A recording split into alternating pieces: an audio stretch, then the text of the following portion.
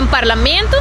essa aqui tem uma reunião de bijeenkomst, onde ela binduna informação arriba e acordo mútuo e underling regeling, maneira que ela chama que a reemplazar corro, pero não somente arriba tópico aqui, pero ela bimbisa parlamento também, que Holanda, de caso aqui,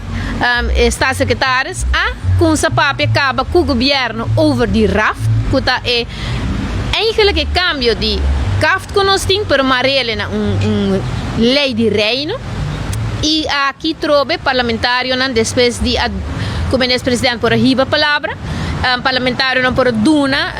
feedback e de minha banda e seguro de banda de minha fração, minha saco, minha carga essa aqui também, e nós ahalan que ano passado na MEI precisamente nós entregar pergunta na riba e conceito de lei de tanto Corro como RAF. Corro está fora de mesa, passou a regler de uma forma de underling, desde acordo mútuo, underling regeling. Mirando hecho que não pode amar nenhum país não nível, não lei na nível de reino e também é conteúdo de lei. Pero mesmo costa conta para a lei de RAF também. Para sobre na final de dia, ora boleh ser lei e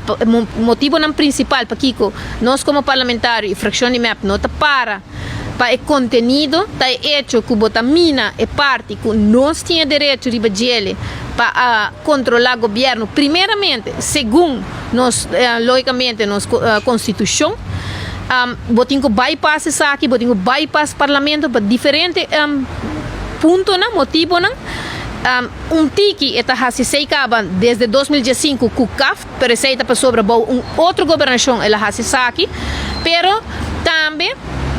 sobre não tem roupa diferença entre o qual RAF quer regulamentar com o qual já é LAF a regulamentar qual está eigenlijk a base para o qual CAF está funcionar